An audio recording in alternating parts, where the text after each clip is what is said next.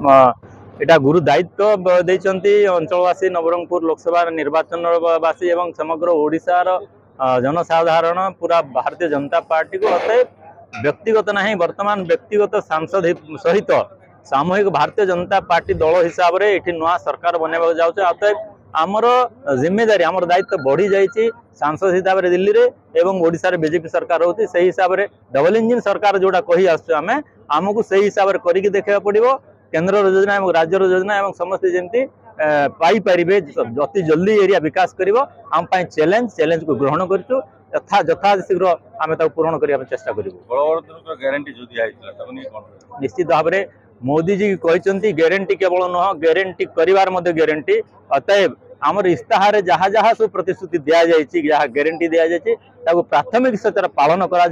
एवं ता व्यतीत अन्य जहाँ मुझे कहली व्यक्तिगत ठारू नहीं कि सामूहिक कौन सी व्यक्तिर पेंशन है चाउल है बिजुली है विद्युतकरण है घर मिली ना लैट्रिन ना पानी संजोग है ना जलसेचन है शिक्षा स्वास्थ्य सबुदिष्ट व्यक्तिगत ठारू सामूहिक गाँ पंचायत ब्लॉक जिला स्तर में सबुठी जहाँ जहाँ करार अच्छी मुझे अनुरोध करी समस्त को आमको अपेक्षा न करूँ आमको माने परवर्ती दिन में जावाई सूची बनई रखु समस्ते प्रस्तुत करिकी एवं आमर जदि पहुँचारे विलम्ब हो पठे दिंतु आम पाखु ताको आम निश्चित भाव में प्राथमिक देखी समस्त काम करूँ।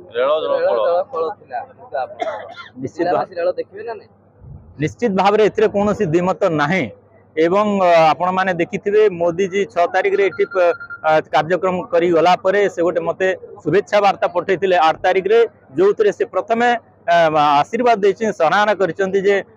माने तम परि जने व्यक्ति नवरंगपुर लोकसभा पर पछुआ अंचल को रेलवे लाइन सैंक्शन कर उद्यम कर नवाटा गोटे सराहनीय विषय अतएव मोदी जी नजर अच्छी रेलवे लाइन टा केते जल्दी हम वर्तमान जेहेतु आम राज्य में सरकार हवा जाऊँगी प्राथमिकता रहा यथाति शीघ्र भूमि अधिग्रहण कर रेलवे लाइन काम आरंभ करने।